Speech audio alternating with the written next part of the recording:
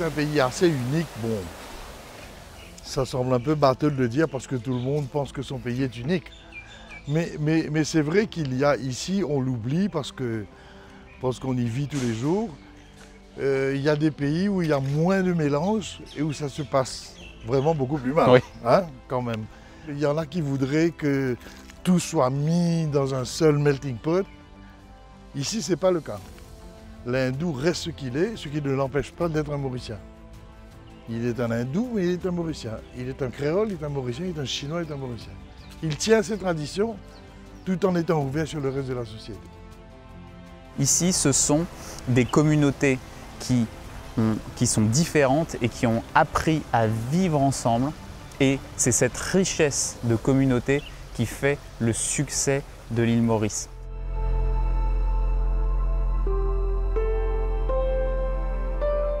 Je suis venu ici à l'âge de 8 ans pour la première fois avec mes parents et je suis venu tous les ans pendant un mois au mois d'août.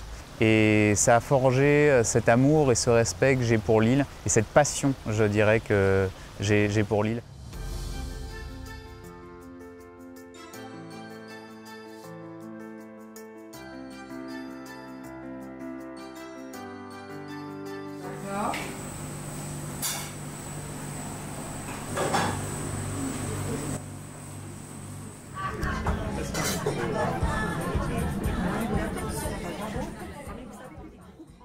Alors l'idée du manger créole, c'est qu'on va mélanger le chaud et le froid en même temps. Il n'y a pas d'entrée, il n'y a pas de sortie. Chez nous, on met tout à table et tout le monde est heureux. Et on prend tout en même temps. Voilà, et on goûte un peu de tout en même temps. L'idée, c'est de justement faire découvrir à nos hôtes, à ceux qui arrivent du monde entier, c'est de goûter à cette cuisine créole qui est savoureuse, vous allez voir, qui est très généreuse, comme vous pouvez le constater. Et c'est pour ça qu'on ne met pas d'entrée, on met quelques petits gadjaks pour ne pas boucher les estomacs, comme on dit chez nous. Toujours une cuisine de partage. Cuisine, monsieur, si vous saviez. Une grande cuisine de partage. C'est comme ça que je reviens avec l'idée. Je me dis, mais on a toujours eu... Notre table n'est jamais moins de 15 personnes à la table. Et le dimanche, vous savez, avec un poulet, ma grand-mère faisait un curry poulet. Nous, on était 10 à manger avec un poulet. Mais on mangeait tout là, depuis sa tête jusqu'à son tout. Mais c'est toute sa sauce, c'est tout ce... Puis beaucoup d'amour dans ce qu'il faisait.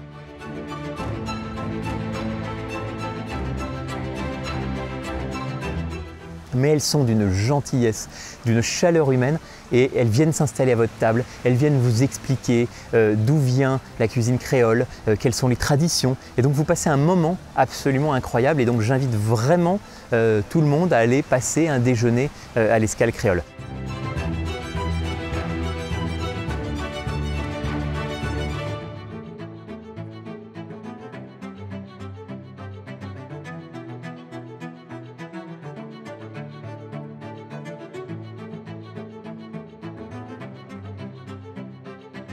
Alors nous voici au théâtre de Port-Louis, un des plus anciens théâtres de l'hémisphère sud qui existe depuis 1822.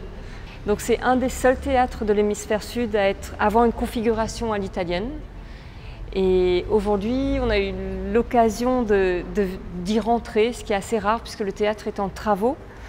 La municipalité de Port-Louis y a entrepris en fait une première phase de rénovation pour le faire revivre, espérons, dans les prochaines années.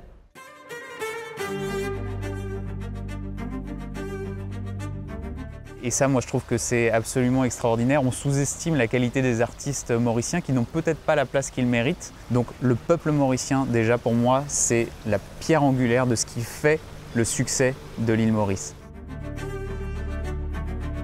En fait, j'ai réalisé qu'il y avait énormément d'artistes, énormément d'initiatives, mais finalement tout le monde était dans sa partie géographique de l'île, dans son coin. Et notre capitale étant Port-Louis, notre capitale étant extrêmement riche d'histoire, extrêmement riche de bâtiments anciens, d'héritage, qu'il me semblait assez naturel de retourner vers la capitale.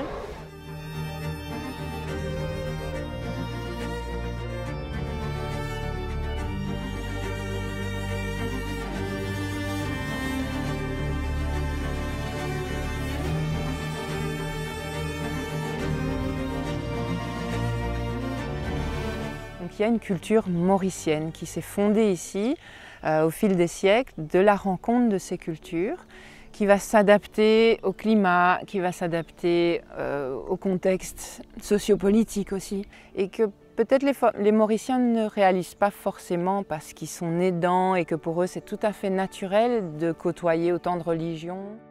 C'est une île qui n'avait absolument aucun habitant indigène, qui a vu des arrivées successives de Hollandais, de Français, d'esclaves en provenance d'Afrique, d'esclaves en provenance d'Inde, puis ensuite de travailleurs en provenance d'Inde, de commerçants en provenance de Chine. Et toutes ces populations se sont mélangées, se sont intégrées. Et aujourd'hui, l'île Maurice, c'est un melting pot assez incroyable d'origines extrêmement variées. Alors ici, c'est le cimetière des esclaves du Morne. Donc c'est un cimetière abandonné qui existe en fait depuis les années 1830, donc avant l'abolition de l'esclavage. On n'enterre plus les gens ici depuis très longtemps, mais la mémoire est restée. Et aujourd'hui, toutes ces croyances sur les âmes et sur l'apport de ces âmes et cette aide qu'elles peuvent apporter, c'est plutôt dans quel type de communauté de l'île? Alors, on retrouve en fait un peu parmi tous les Mauriciens cette croyance populaire qui est sans doute d'origine plus afro-malgache, mais aujourd'hui d'autres communautés se sont vraiment appropriées.